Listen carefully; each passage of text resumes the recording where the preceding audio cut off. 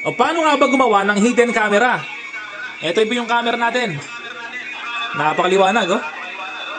Paano nga ba gawing battery? Itong ating camera na 220 volts. Ito yung mga battery ilalagay natin. Ang tawag dito ay lithium battery na 3.7 volts. Kung mataas ang inyong capacity, halimbawa 3,300 mAh, mas maganda. Or 2,200 mAh, walang problema. Kapag dumarami yung battery, tumatagal yung kanyang camera or matagal malobat. Okay, pero ito po mga repairman ay 24 hours na yan ay hindi pa lobat yung ating camera. At malakas din yung kanyang audio. Malalaman po dito, ito kasi parang hidden camera, no? Pero heavy duty. Okay, gagawin natin ganito, no? Ayan, ikot natin to. Meron, ayan, napakatagal na po sa akin to, no? Meron kang makita tatlong tornilyo gamit ang pilit. Talasin mo lang dito. Tapos, ayan, marami pong gumagaya sa akin. Maraming kumukuha ng video sa Shopee, Lazada. Okay, hindi po sa akin yon yung mga account na yon. Sa akin video yung ginamit pero hindi po ako bayad doon, no? Wala po tayong binibenta sa Shopee or Lazada, no? Wala po tayong account doon, mga repairman. Okay. Meron tayong isang account sa TikTok. Meron siyang 120,000 followers. Yun lang, no? Okay, kapag tanggal na po yan, yung tatlo na yon, kailangan natin alisin to gamit ang flat screw. Ayan, pati yung camera ko sa labas. Gusto na magsalita.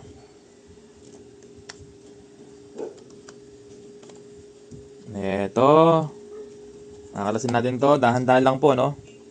Takip lang to, cover lang to.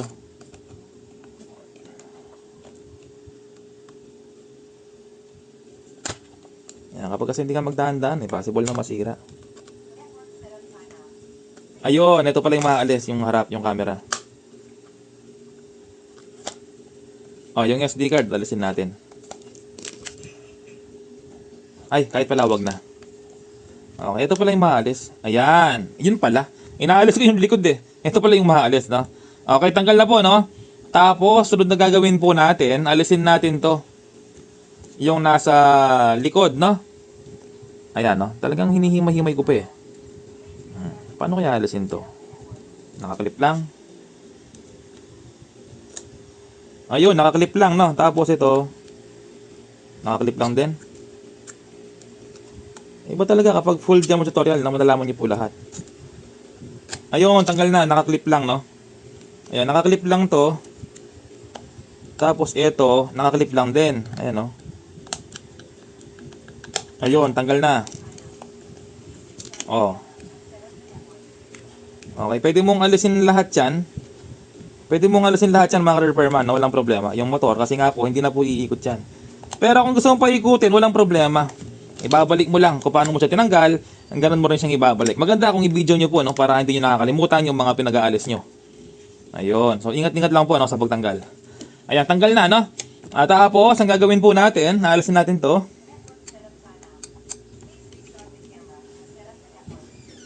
Yung isang camera, nagsasalita mag-isa. Ayun, tapos, alisin natin yung cover. Ayan, nakaklip lang din to. Ayun, nakaklip. Ayan, nakaklip lang. Ayan, tanggal na po siya, no? Ay, hindi! Kahit pala hindi mo alisin yung nakaklip na to, walang problema, no? Dali, balik natin. Ayan, no? Kahit pala hindi mo alisin itong nakaklip na to, walang problema. Babalik ulit. Ay, hirap nang ibalik, Ay, hirap nang ibalik. Ba't ko pa kasi inangat to? Dali, ay, babalik ulit mga repairman, no? Babalik ulit. Ba't ko pa inalis to? Ay nako, dapat di ko na inalis yun eh.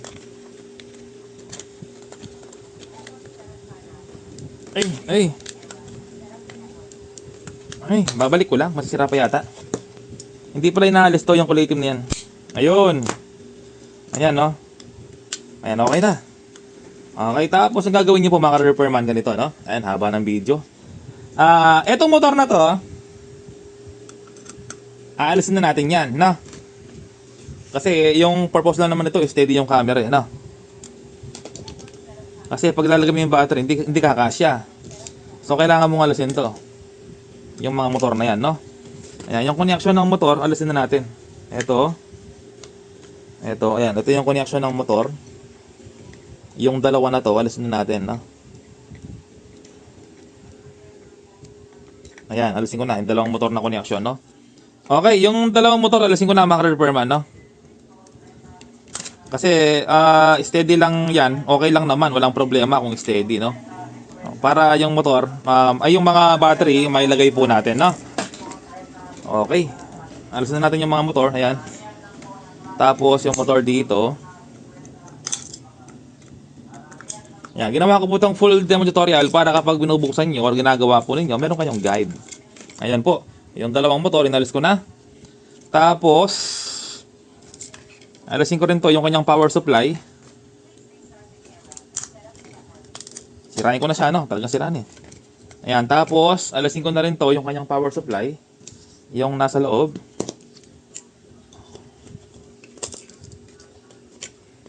Yan, tanggal na. Tapos, ito yung importante, no? Ito lang yung power supply na kukunin natin. Ito po yon, no? Ikakat natin siya. Ayan, tapos, balatan natin. Ayan, ito yung positive tsaka negative. Positive red, negative black, no? Ngayon, gagawin po natin ay ganito. Okay, yung speaker na to mga repairman, nalisin mo na, no? Baka magsalita bigla, hidden, kaya nga po hidden eh. Pero yung audio, nandyan pa rin. Nandyan pa rin yung audio. Ito yung audio niya, oh. Nasa loob, may speaker po yan, no? So, alisin na natin tong speaker na to. Okay, tapos yung gagawin po natin, tignan natin, no? Kung ano. Pero mga repairman, no? Kung ito lang yung kukunin nyo, walang problema. Kung ito lang. Ibig ko sabihin, ito lang yung gagawin ninyong battery. Ayun ng camera, no? Kahit hindi mo na ilagay itong lahat na to, pwede kasi malaki po siya, no? Kaya nga po hidden, maliit eh. Ayan, no? Pero kung nalagay mo yung battery ganito, yung battery ganyan, para tago, aabutin din, no? Ayan, so hindi ko nilalagay ito. Hindi ko nilalagay yan mga yan. Tapos, ito lang po gagawin natin, no? Battery. Okay? So gagawin natin battery. Gagawa tayo ng dalawa. Parallel connection, no? Para matagal malobat. Okay, tatlo. Walang problema, no? Kukuha ko ng battery dito. Ayan. Gagawin ko tatlong battery. Gagawin natin. Para matagal malobat. Umaabot ng ilang araw to, mga repairman, no? Tagal malobat. Ang ginamit ko dito ay BMS. Ang BMS mga repairman ay napakamura lang sa online. Ito po, marami na, no? Lithium battery BMS po ito sa mga S1. Ibig sabihin ng S1, yung isa lang yung connection. Ito po mga repairman, no? Pero ginamit ko dito, S1 din. Ang problema, naglagay ako ng tatlo. Ang tawag po dito ay parallel, no? Pero S1 pa rin yan. Ito po mga repairman, yung ating lithium na charger, Type C. Ayan po, pero ang gagawin ko po dito, dahil nga umiinit to kapag nagcha-charge, maglalagay ako ng Type C connector. Ayan po. Maglalagay ko ito, yung positive negative dito. Ito yung ating positive. Ayan po, meron siyang positive, diyan ko siya iinangin, tapos negative. O tapos yung output nito, ayan no. Yung output meron siyang positive, ayan. Output, tapos negative output. Magkabilang dulo. Huwag mo nang ilagay ito. Okay, ito po ang connection natin. Kapag meron kayong nababasa po, ayan, no? Meron kayong nababasang power, no? Power, positive. Ito po siya. Diyan mo ilalagay yung positive ng charger na out. Tapos, power, negative. Ayan. Tapos, positive, negative ng inyong battery. Ito po siya. Yung positive at negative ng ating battery. Ayan po, no? Positive ito, mga repairman. Ayan, positive. O, out. O, diba? Negative naman to. Negative po dito, sa kaliwa. O, kanan, yung positive. O, tapos, ito yung battery na nalagay natin. Ginawa kong tatlo. No? Ayan po, tatlo. Naglagay ako ng glue stick. Tapos, yung pesto po niya ganito. Ayan po, no? Glue stick para safe, para hindi siya magkadikit, no? Tapos, siguraduhin natin. Ayan, baliktad pala, baliktad, no? Siguraduhin natin ito yung negative. Ito yung positive. Lahat. Pantay-pantay yung polarity. Ito yung ating spot welding battery. Napakaganda. Ibang klase. Ayan po. So, positive ito. So, ibig sabihin, positive din dito, o sa babaltarin mo lang. Yun. Ito na yung ating positive. Ito na yung ating negative. Ayan. Ngayon, i-spot na natin. Ito na mga repairman, yung ating wire na positive at negative. Pag nilagay mo sa polarity na positive, tsaka negative, automatic po abubuhay na yung ating camera. Ayan po, nagre-record na po yan ha. Meron sa memory card, wala na siyang on-off, no? Kumbaga, fixed na naka-on. Okay, ito po mga repairman, no? Ang ganda, solid po talaga. Itong ating gamit na spot welding, napakaganda. Ayan, ngayon gagawin po natin, inahin ko to para naman mailagay dito yung ating Type-C. No, kasi medyo umiinit po ito kapag kinakargaan, kapag nakaload yung charger. Umiinit po ito eh. Ito yung portable na CCTV ginawa ko na cellphone Type-C charger. Kahit isang linggo, hindi malalobat to. Ayan, no? Charger po siya, charging. Meron tayong nilagay na charging port na Type-C. Ayan, no? Ito po yung kanyang charger module. Pero yung charger module niya, meron siyang Type-C din, no? Ito. Kaya ako siya nilagyan ng adapter. Ayan, no? Charger po siya. Kaya ako siya nilagyan ng adapter na module kasi nga po ito, umiinit. Kapag in-loose stick ko to, syempre, matanggal. Eh, ganito. Ayan, no? Di ba? Galing. 3 battery. Kaya 1 week bago malobat. O, di ba? Tapos meron siyang SD card, may memory card din yan, pwedeng alisin or pwedeng i-review sa cellphone, pwedeng Wi-Fi connection kahit nasa malayo ka. Yung speaker inalis ko na rin. Siyempre, baka biglang malobat or magsalita, di ba? Tapos yung dalawang motor niya, yung swing up and down, inalis ko na rin. Pero alam niyo ba, pwede niyong ilagay ito. Yung lahat na yan, pwede niyong ilagay. Tapos yung camera dito, pwede. No, kaso malaki po siya. Kaya ginawa ko siyang maliit. Tapos 3 battery. Kasi kapag kasama to, pwede naman yan. Pwede mong ibalik sa dati. Pero, isang battery lang yung kayang ipasok. Nalagay mo sa gitna yung battery. Oh. Pwede nga po siya. Pero, hindi siya pwede 3 battery. Okay? So, hidden camera po tawag dito. Napakadali kung paano ayusin o paano gawin, no? Ganda. Ito, mga repairman, no? Sobrang lakas ng audio. Ito yan, ayan o. Ayan po, ayan o. Ayan, mga repairman, no? Ayan, naka-charge din yan. Ayan, cellphone Type-C charger.